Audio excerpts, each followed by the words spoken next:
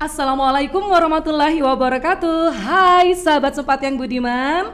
Alhamdulillah pada siang hari ini saya kedatangan tamu luar biasa dari Dinas Lingkungan Hidup Provinsi. Beliau menjadi bintang tamu pada siang hari ini akan berbagi tips dan trik agar menjadi sekolah yang nantinya lolos di seleksi calon sekolah adiwiyata nasional maupun mandiri. Pengen tahu siapa mereka? Yuk kita simak di podcast Sempat Asik Tuh Disimak.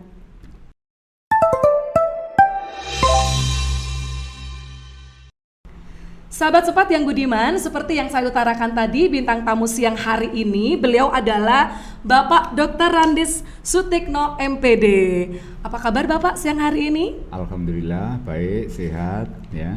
Luar biasa kalau dilihat dari semangatnya sama senyumnya Bapak ini siang hari ini menambah suasana podcast Sempat menjadi lebih seru.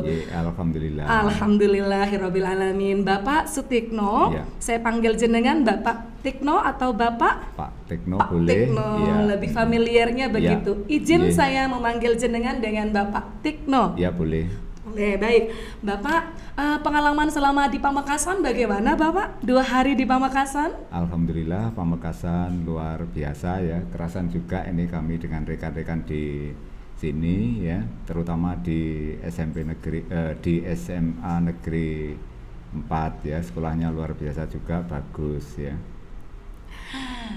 Sudah mencicipi atau sudah menikmati kuliner apa saja selama di Pamekasan Bapak? Oke, alhamdulillah barusan ini ada legen Pamekasan ya. Legen? Iya. Di mana itu disuguhi di sekolah mana Pak legennya? Iya, ini tadi dari SD Koel ya, di SD Koel 1 ada legen. Oh, luar biasa. Berarti sudah mencicipi minuman legen dari khas Pamekasan. Ya.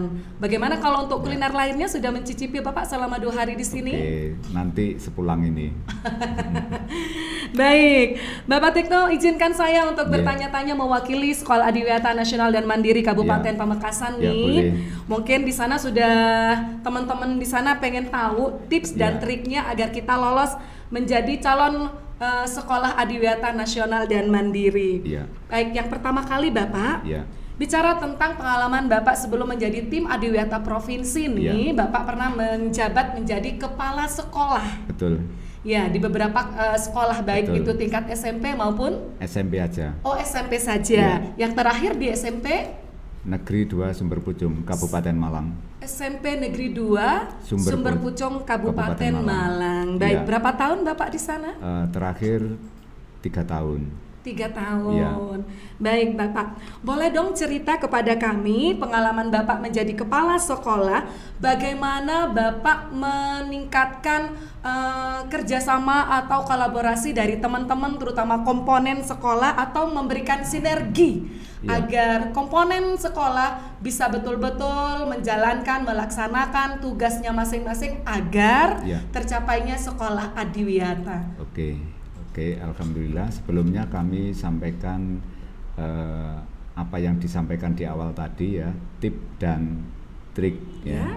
Oke, di Adiwiyata yang dulu menurut Permen 05 disebut demikian, yang sekarang ini adalah Gerakan Peduli Berbudaya Lingkungan Hidup di Sekolah, itu adalah proses. Sehingga bukan tip dan bukan trik ya, tapi itu adalah serangkaian proses. Oke, agar semua komponen sekolah itu bisa guyup, terlibat semuanya dalam melaksanakan gerakan peduli berbudaya lingkungan itu mesti diawali dari sebuah perencanaan. Nah, perencanaan ini mesti melibatkan stakeholder sekolah ya. Stakeholder sekolah itu diantaranya gitu yang internal ada kepala sekolah, ada guru, tenaga kependidikan, kemudian siswa ya, yang eksternalnya ada wali murid, ada alumni, tokoh pendidikan, kemudian pemuka agama, dunia usaha dan lainnya ya. Itu sesuai dengan Permendikbud terkait dengan standar pengelolaan. Kemudian untuk Adiwiyata ini sinkron dengan itu. Nah, jika perencanaan itu disusun bersama, melibatkan semua stakeholder sekolah dan keputusan itu diambil bersama stakeholder sekolah, insya Allah nanti pelaksanaannya semuanya ikut bertanggung jawab dan sukarela, sadar karena itu dari hasil keputusan bersama. Nah, dengan demikian insya Allah serangkaian kegiatan gerakan peduli berbudaya lingkungan hidup di sekolah itu dilakukan kolektif begitu ya, bersama-sama antar semua warga sekolah. Oh gitu. Yeah. Jadi memang ini lebih ke prosesnya Bapak. Betul, ya. Diawali dari proses perencanaannya ya. Bersama-sama. Yang melibatkan semua stakeholder sekolah. Oke, baik. Menyikapi ya keterlibatan dari beberapa komponen yang Bapak sebutkan tadi nih. Ada tips khusus enggak Bapak sebagai kepala sekolah agar semuanya mau gitu? Oke, itu mesti menyesuaikan pendekatan. Jadi kalau ini sudah ke pemimpinan, itu ada pendekatan kepemimpinan yang mesti dipilih karena bawahan itu bervariasi ya. Ada bawahan yang profesional, kemudian ada bawahan yang sebenarnya kemauan kerjanya tinggi tetapi kompetensinya belum mencukupi. Terus kemudian ada bawahan yang sebenarnya kompetensinya cukup tetapi kemauannya rendah.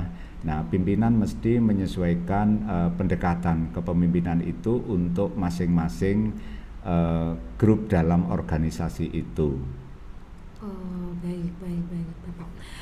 Menyikapi tadi memang harus ada sinergi dari semuanya. Betul. Kemudian ada pendekatan, baru melangkah ke sebuah proses. Betul. Dari proses itu ada banyak evaluasi yang harus dilakukan secara bersama-sama, begitu ya Bapak? Betul. Baik, kemudian bagaimana sih caranya Bapak bisa memetakan nih, biasanya kan sekolah adiwiyata nasional maupun mandiri nih yang mau melakukan pengusulan begitu ya, agar lolos nih. Umumnya mereka memetakan keunggulan dan kelemahannya. Lebih banyak bagaimana mengatasi kelemahan daripada memprioritaskan keunggulannya. Itu bagaimana Bapak menyikapi hal tersebut? Sebenarnya itu hal umum yang telah dilakukan oleh sekolah ya, terkait dengan SWOT ya, istilahnya SWOT, Strength, Weakness, Opportunity, Threat begitu. Kemudian di gerakan peduli berbudaya lingkungan itu disesuaikan menjadi pemetaan potensi lingkungan hidup sekolah ya, kemudian masalah lingkungan hidup sekolah dan potensi masalah lingkungan hidup lokal daerah serta masalah lingkungan hidup lokal daerah global dan potensi bencana. Dan itu sebenarnya SWOT ya, Strength, Weakness, Opportunity, Threat. Strength, Weakness itu terkait potensi dan masalah internal ya. Kemudian Opportunity, Threat itu tentang potensi dan masalah eksternal. Nah, masalah itu mesti dicari jalan keluarnya. Nah, untuk menyelesaikan persoalan internal maupun eksternal tadi ya, jalan keluarnya dengan memanfaatkan potensi yang ada baik di internal maupun eksternal. Jadi potensi internal itu juga bisa dimanfaatkan untuk mempercepat ya penyelesaian persoalan-persoalan yang ada. Eksternal juga demikian, sebenarnya bisa dimanfaatkan untuk mendukung ya suksesnya gerakan-gerakan yang dilakukan di sekolah. Gitu ya Bapak, baik. Kemudian nih, kalau sekarang lagi gencar-gencarnya nih Pak, implementasi kurikulum merdeka.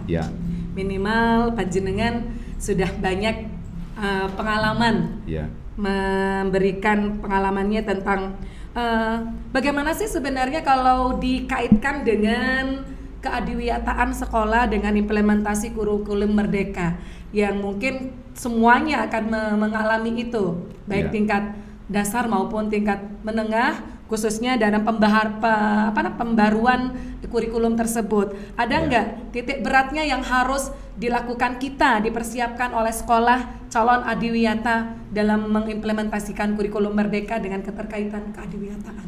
Baiklah. Di pendidikan sebenarnya yang dilakukan itu mesti terkait dengan 3 hal ya. Pemberian bekal pengetahuan, lalu pemberian bekal keterampilan, dan membiasakan diri. Maksudnya untuk membentuk karakter. Di Kurikulum Merdeka ini karakter yang ingin dibentuk adalah karakter profil pelajar Pancasila. Kemudian ilmu pengetahuan serta keterampilannya ini di prosesnya, ya, di prosesnya yang kita mesti merdeka, ya, untuk memulai perencanaannya, kemudian bagaimana proses pelaksanaannya. Tetapi yang terkait bekal pengetahuan, ya, itu lebih disampaikan melalui pembelajaran intra, sedangkan keterampilannya itu lebih, ya, diberikan melalui pelajaran ekstra. Sehingga kegiatan intra, ekstra, dan pembiasaan diri, kalau dulu disebut co-kurikuler itu, ya, itu adalah integral, ya, satu, dan itu runtut, tidak boleh dibolak-balik. Jadi mesti memberi bekal pengetahuan dulu, setelah itu diajari berjalan, dilatih keterampilannya, setelah bisa berjalan, memiliki keterampilan, dibiasakan. Nah, melalui pembiasaan itu harapannya siswa, peserta didik, dan kalau di Gerakan Peduli Berbudaya Lingkungan Hidup ini adalah, ya, karakter warga sekolahnya. Itu harapannya begitu. Pengetahuan, keterampilan dibiasakan, setelah itu peduli dan berbudaya lingkungan. Jadi satu kesatuan ya Pak ya. Betul. Tapi nanti bermuaranya bagaimana membangun karakter warga sekolah. Iya. Untuk bisa melakukan proses tadi. Betul. Mengimplementasikan proses tadi. Baik Bapak, pertanyaan terakhir dari kami. Kira-kira di Bapak bagaimana sih mengelola manajemen berbasis sekolah agar betul-betul selaras dengan sekolah adiwiyata, kemudian mempersiapkan implementasi kurikulum merdeka. Ya, baiklah. Itu sebenarnya semuanya telah diatur dalam peraturan-peraturan yang ada, ya. Di standar nasional pendidikan yang dulu diatur di PP 19 dan telah diperbaiki PP 32, kemudian yang sekarang ini telah diubah ke PP 57, ya, itu semuanya telah diatur di sana untuk mata pelajaran, dimulai dari mata pelajaran agama, akhlak mulia, kemudian ada olahraga dan kesehatan, lalu ada mata pelajaran yang terkait dengan akademik, ya, itu semuanya ada kaitannya dengan pembelajaran yang mesti dilaksanakan secara kontekstual, maksudnya terkait dengan lingkungan di mana kita mesti berada, ya, dan menikmati lingkungan ini. Jadi pelajaran-pelajaran mulai pendidikan agama, akhlak mulia sampai pendidikan keterampilan, ya, yang di bawah itu sebenarnya menurut peraturan yang ada itu telah berisi, ya. Kemudian kita tinggal mensinkronkan dengan sekolah kita ini, mendaratkan di sekolah kita ini, mendaratkan di daerah kita masing-masing agar pembelajaran itu bisa kontekstual. Kemudian diproses, ya, diproses pembelajarannya, mulai istilahnya kurikulum yang kurikulum 13, ya, berbasis kompetensi, kemudian sampai saat ini masih tetap, ya, bahwa pengalaman belajar siswa ini diantaranya mesti bersumber pada lingkungan sekitar, sehingga literasi itu tidak hanya buku mata pelajaran, melainkan literasi itu juga membaca alam semesta, terutama lingkungan kita yang ada, ya, di sekitar kita. Baik Bapak, luar biasa. Bapak, selama panjenengan berada di Pamekasan nih sudah memvisitasi atau melakukan pendampingan kepada sekolah-sekolah calon sekolah adiwiyata nasional atau mandiri. Penemuan-penemuan yang Bapak temui selama mendampingi sekolah-sekolah, ada nggak hal unik atau hal menarik yang harus betul-betul difasilitasi agar diperbaiki gitu? Oke, baiklah. terkait dengan temuan ini ya, temuan betul. khusus di Pamekasan ini ya, kami lebih merasakan begini, Bapak Ibu guru ya, atau warga sekolah lainnya yang tergabung dalam tim ini ya, itu sepertinya memiliki berbagai persoalan begitu, atau tugas yang lebih begitu ya, sehingga di Gerakan Peduli Berbudaya Lingkungan Hidup ini berjalannya kurang, kalau istilah agamanya itu kurang istiqomah begitu ya. Jadi suatu saat jalan, suatu saat berhenti, suatu saat jalan, suatu saat berhenti, suatu saat ngebut begitu ya. Oke, itu ada persoalan-persoalan seperti itu.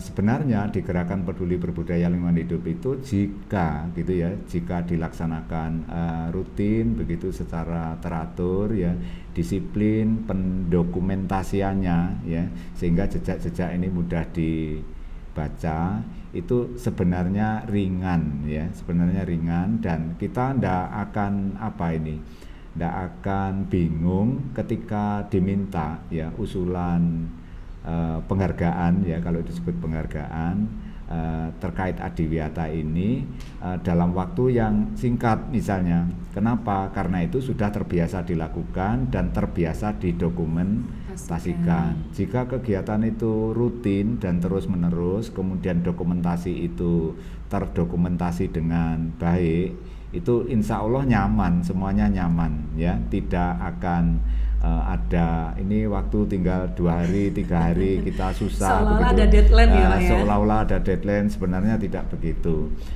Kemudian ini dikaitkan dengan itu usulan calon sekolah Adiwiyata provinsi, nasional maupun mandiri, itu kan ada keluhan ya, kok mepet ya, kok ada waktu yang sangat pendek ya. Sebenarnya itu kan sudah rutin dilakukan setiap tahun. Jika provinsi ya rutin setiap awal Februari itu ada permintaan usulan, itu rutin.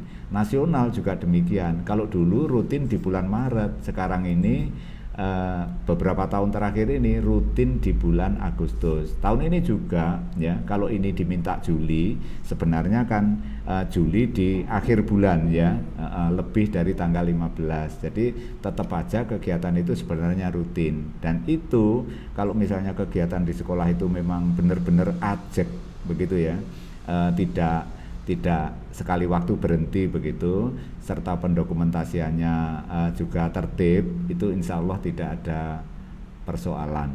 Begitu ya Pak ya. Berarti kemarin waktu pendampingan di Pamekasan keluhannya seperti itu, hampir semua sekolah mengatakan ini terlalu pendek ya. Ada sosialisasi kok hanya 4 hari menjelang deadline begitu. Padahal sebenarnya itu adalah sebuah proses yang memang harus didokumentasikan dengan baik, di kegiatannya berkelanjutan begitu, sehingga nanti ketika pada waktu ada pengusulan itu tinggal ngirim. Merapikan. Ya betul. Baik Bapak, luar biasa. Teman-teman sahabat Sempat, terutama sekolah yang mengajukan usulan calon Adiwiyata nasional dan mandiri, nih saya kupas tuntas lagi nih.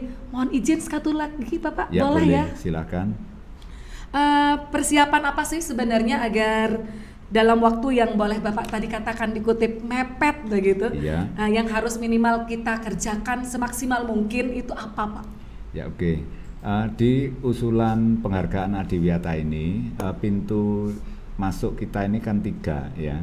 1, kelengkapan administrasi, kemudian 2, kelengkapan dokumen, yang ketiga nanti insya Allah visitasi. Dokumen lengkap itu manakala aksinya lengkap juga, serta dokumentasinya ada ya. Jika aksi itu banyak memenuhi kriterium yang ada, itu insya Allah dokumennya ada. Jadi yang perlu dipersiapkan yang pertama ya administrasi ya. Administrasi itu terkait ke ada piagam penghargaannya, SK penetapan sebagai sekolah Adiwiyatanya, kemudian masa bakti pengembangan itu minimal 12 bulan. Untuk sekolah mandiri ditambah dengan membina 2 sekolah binaan hingga memperoleh penghargaan yang lebih tinggi. Ini yang baru ya, dari 0 ke Adiwiyata Kapkota, boleh membina dari Kapkota sampai berhasil mencapai Adiwiyata Provinsi. Boleh juga dari provinsi hingga menjadi Adiwiyata Nasional. Namun pengembangan itu, membina itu minimal 12 bulan. Kemudian capaian ya, capaian dalam melaksanakan gerakan peduli berbudaya lingkungan hidup itu untuk nasional minimal capaiannya 90. Lalu yang mandiri minimal 95. Jika itu telah terpenuhi maka lolos ya untuk seleksi administrasi. Setelah itu kelengkapan dokumen. Begitu dokumen lolos ya, jika dokumen itu sangat meyakinkan, maka sekolah itu dinyatakan lolos tanpa verifikasi lapangan. Tapi ya jika dokumen itu masih diragukan, ini perlu verifikasi lapangan. Jadi ada kemungkinan untuk tidak diverifikasi asalkan semua dokumentasi meyakinkan. Ya. Butuh keyakinan ya Pak ya. Betul, bagus gitu ya. Kira-kira kalau dari calon sekolah yang diusulkan kemarin ini dari Kabupaten Pamekasan, Sampang dan Sumeneb, ada peluang nggak ya Pak? Oh besar sekali. Oh besar sekali. Di atas 75% atau di atas 90%. Ini biar teman-teman sahabat sempat terutama yang sekolahnya memang bersemangat sekali menyiapkan sekolah Adiwiyata Nasional dan Mandiri. Biar punya semangat Pak. Ya, tergantung semangat ya. Semangat semua warga sekolahnya. Saya memberi istilah begitu ya. Di gerakan peduli berbudaya lingkungan hidup ini ya, sekolah kita ya menjadi glowing ya, kinclong begitu ya. Itu dengan semua tangan bergerak ya. Nah, itu kata kunci. Kemudian di gerakan ini ya gerakan. Kalau gerakan itu berarti semua warga sekolah terlibat. Baik, luar biasa. Bapak, boleh tidak kami mendapatkan closing statement agar sekolah-sekolah yang mau mengajukan Adiwiyata Nasional Mandiri atau mungkin ingin melangkah menjadi sekolah Adiwiyata dari dasar kabupaten, provinsi, nasional mandiri agar tergugah, mempunyai semangat yang khusus mempersiapkan diri, tolong berikan statement penutup atau closing statement buat teman-teman sahabat sempat semua. Keep our earth now. Wah, kita kasih tepuk tangan. Luar. Keep our earth now. Jangan ditunda lagi. Betul. Dan hal yang penting tadi adalah kalau pengen glowing, bahasa sekarang ya Bapak ya, pengen glowing, maka semua tangan harus bergerak. Tidak boleh tidak bergerak. Betul. Baru dikatakan sukses. Betul. Baik sahabat sempat, luar biasa pertemuan kita kali ini dengan Bapak Sutikno yang sudah banyak pengalaman di tim Adiwiyata Provinsi dan memberikan tipsnya tadi agar kita benar-benar menjalankan, karena yang namanya Adiwiyata bukan lomba. Betul. Adiwiyata bukan ajang gengsi, tapi Adiwiyata adalah sebuah pembiasaan bagaimana semua komponen sekolah bisa terlibat untuk mencintai lingkungan. Terima kasih Bapak atas kesempatannya dan bisa hadir di podcast sempat pada siang hari ini. Mohon maaf apabila saya bertanya banyak tentang Adiwiyata hanya semata-mata ingin memberikan semangat juga kepada sekolah-sekolah yang ingin sekolahnya lolos menjadi sekolah Adiwiyata. Terima kasih Bapak, mohon maaf. Terima kasih atas kehadirannya. Sampai jumpa kembali di lain kesempatan. Sahabat sempat, demikian percakapan kita kali ini, siang kali ini dengan orang yang luar biasa, Bapak Tikno, yang sudah memberikan arahannya tentang Adiwiyata. Nah, bagaimana nanti selanjutnya kita akan kedatangan tamu lagi, satu orang luar biasa lagi dari Dinas Lingkungan Provinsi Jawa Timur. Maka dari itu jangan kemana-mana, tetap di podcast sempat. Asik untuk disimak. Terima kasih Bapak.